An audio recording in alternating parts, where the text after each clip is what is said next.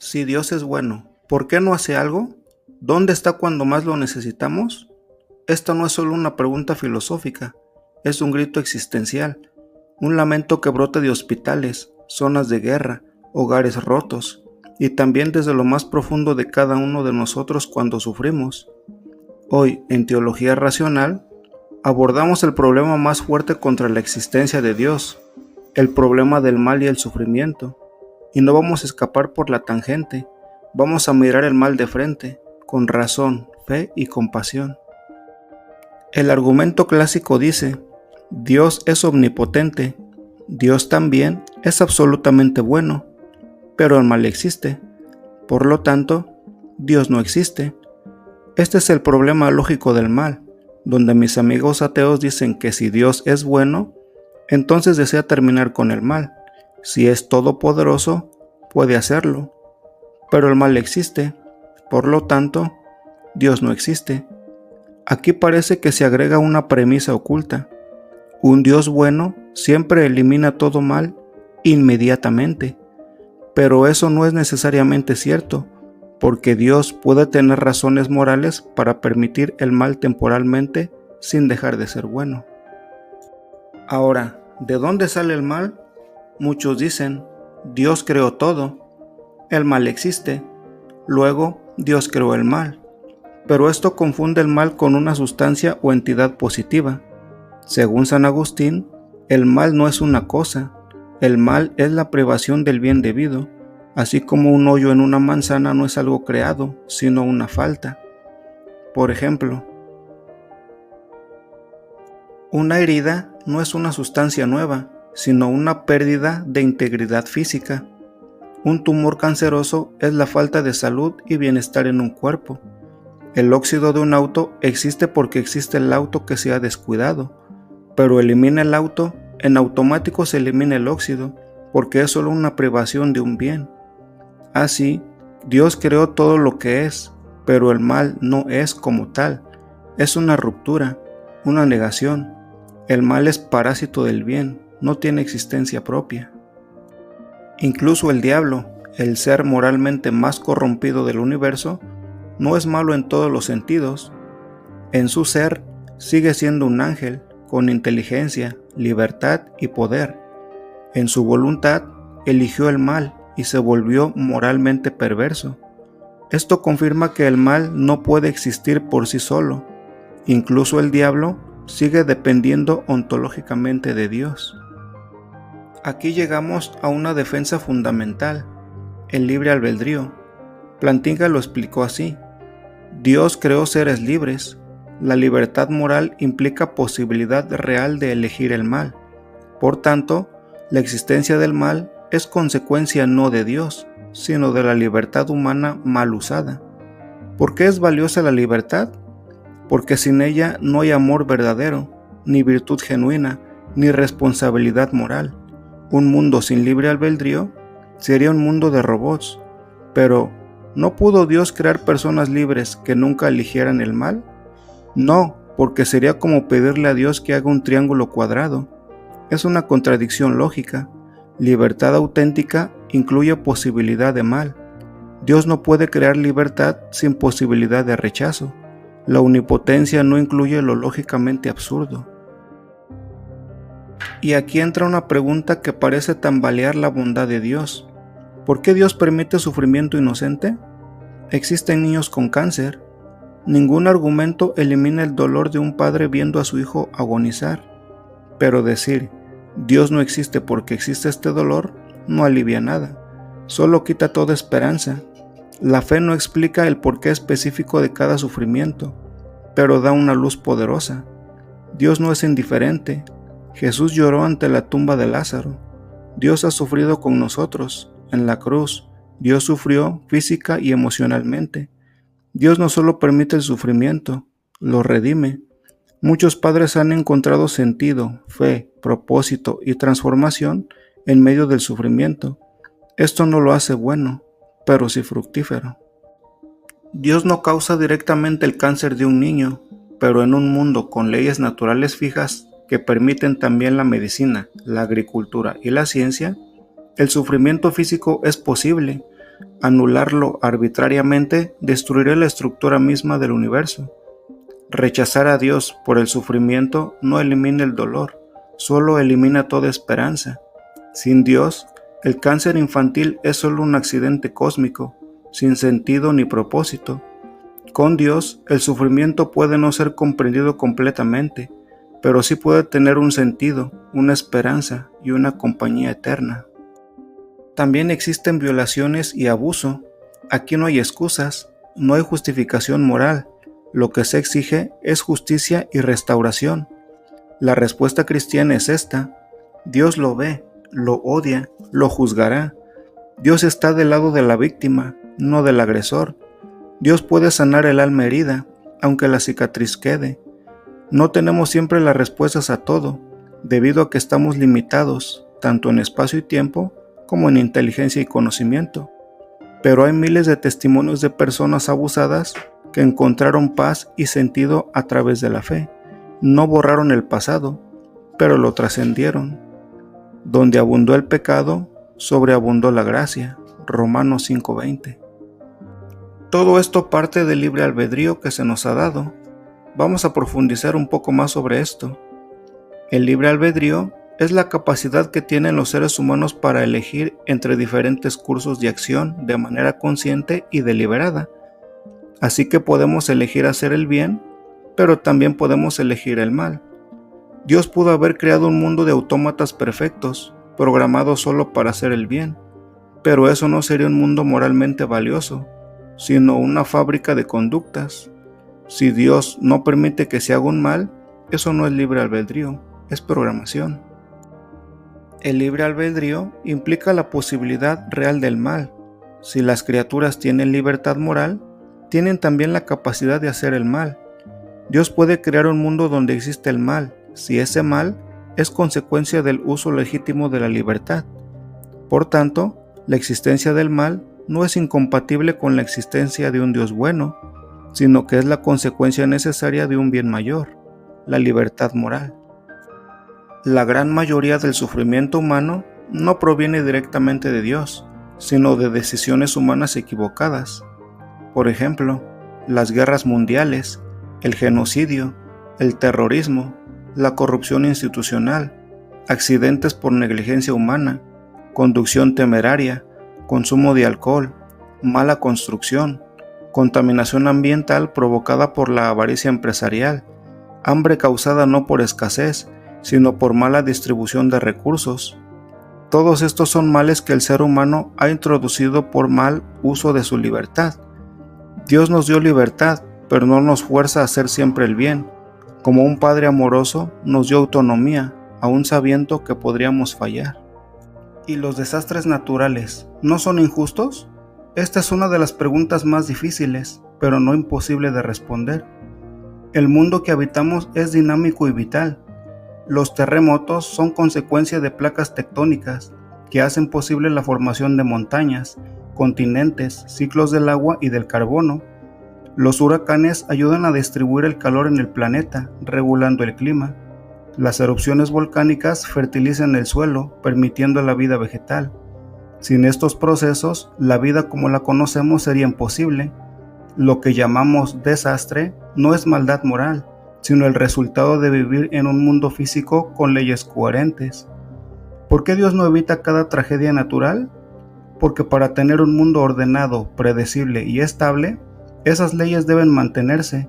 Si Dios suspendiera milagrosamente todos los efectos negativos de la naturaleza, viviríamos en un mundo caótico, infantil, sin responsabilidad ni aprendizaje.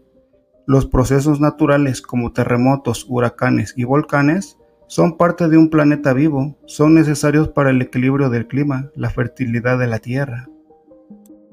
Mucho del sufrimiento por desastres naturales se agrava por decisiones humanas.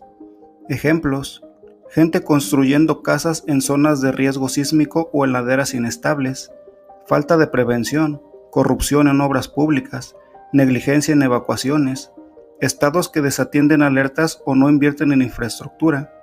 Dios no es culpable de la negligencia humana. Nosotros somos mayordomos de la creación y muchas veces fallamos en protegernos y proteger a los demás. Dios no nos trata como niños, nos dio un mundo ordenado con leyes naturales y nos dio inteligencia para cuidarnos. Aunque muchos culpan a Dios por el sufrimiento del mundo, la realidad es que una enorme parte del dolor que existe es el resultado de las malas decisiones humanas. Dios nos dio libertad, inteligencia, recursos y una creación abundante, pero somos nosotros quienes la hemos mal administrado. Mucha gente culpa a Dios por el sufrimiento, pero tabaquismo, responsable de más de 8 millones de muertes al año, según la OMS, es una elección humana libre. Obesidad y diabetes están asociadas en gran parte al consumo excesivo de comida procesada, promovido por industrias guiadas por la ganancia, no por el bien común. El VIH se ha extendido muchas veces por conductas sexuales irresponsables, no por castigos divinos. Contaminación ambiental provoca enfermedades respiratorias, cáncer y daño neurológico. ¿Quién contamina? El ser humano. Enfermedades por agua contaminada matan a miles de niños al día, y la tecnología para purificar esa agua existe, pero no se aplica por corrupción, egoísmo o indiferencia. Dios nos dio un mundo bueno y recursos suficientes, nosotros lo hemos arruinado. La pobreza no es por escasez, sino por injusticia. La tierra produce suficiente para todos, pero no para la codicia de unos pocos. El mundo produce alimentos suficientes para alimentar al doble de la población mundial, pero cada año mueren más de 9 millones de personas por hambre, la mayoría niños. Se estima que solo el 1% del gasto militar global anual bastaría para erradicar el hambre extrema. No es Dios quien ha dejado morir a los pobres, es la humanidad la que ha decidido priorizar armas, consumo, lujos y poder sobre la vida de sus semejantes. Las guerras han matado a millones, no por castigo divino, sino por odio, ideologías y ambición desmedida. Gobiernos corruptos han desviado ayuda humanitaria, han robado medicinas, han empobrecido a naciones enteras. El narcotráfico, trata de personas, crimen organizado, son males creados, sostenidos y lucrados por seres humanos. El sufrimiento humano no prueba la ausencia de Dios, sino la gravedad del pecado, el egoísmo y la libertad mal usada. El mundo sería distinto si tan solo aplicáramos lo que ya sabemos que es bueno, si amáramos más, si pensáramos más en los demás, si usáramos los recursos para curar, no para destruir. Dios no creó el sufrimiento, nos dio un mundo bello y ordenado, pero también nos dio libertad, y con esa libertad muchas veces hemos elegido mal. Imagínate a una persona que le lanza una piedra a un anciano. Al momento de golpear, Dios convierte la piedra en una esponja. ¿Está deteniendo Dios el mal? No, porque esa persona ya había alzado la mano para aventar la piedra. Ahora imagina que Dios impide que esa persona levante la mano. ¿Está deteniendo Dios el mal? No, porque aún así, esa persona ya tenía en su voluntad hacerle daño al anciano. Entonces, para evitar el mal, Dios tendría que eliminar esa voluntad de hacer el mal, pero entonces el libre albedrío sería solo una ilusión, por lo que el libre albedrío tiene que existir realmente, y para que exista, tenemos la elección de usarlo para bien o para mal.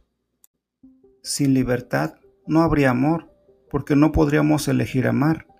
No habría justicia, porque nadie sería responsable. No habría compasión, porque nadie sufriría por otro. No habría crecimiento, porque todo estaría determinado. Solo un mundo donde podemos fallar es un mundo donde podemos superarnos. Un mundo sin libre albedrío sería moralmente estéril. Un mundo con libre albedrío puede doler, pero también puede amar. Dios no está ausente, pero su intervención es coherente con la libertad que nos dio. A veces detiene el mal y hay milagros, a veces lo permite, pero acompaña en el dolor. Siempre lo juzgará y lo transformará en bien mayor. La existencia del mal no es prueba de que Dios no exista, sino de que nos tomó lo suficientemente en serio como para hacernos libres, y con esa libertad hemos hecho maravillas y monstruos. Pero Dios no nos abandona, nos llama a elegir el bien, a redimir el mal, a transformar el dolor. La Biblia no dice que el mal durará para siempre, Al contrario, enjugará Dios toda lágrima, no habrá muerte, ni dolor, ni llanto. Los males físicos serán eliminados, los males morales serán juzgados, el bien triunfará eternamente.